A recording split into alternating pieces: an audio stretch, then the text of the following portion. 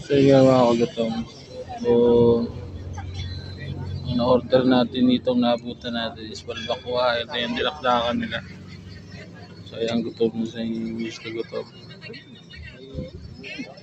So naubusan siya ng bulalo sa kanang Goto Batangas. So ito yung balbakwa nila na so, hindi na rin natin nabutan yung pata. So balat at laman na lang yung balbakwa.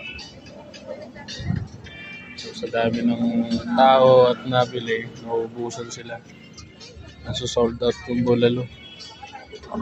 Ayan, sold out na iba pero dami pa rin nakabila.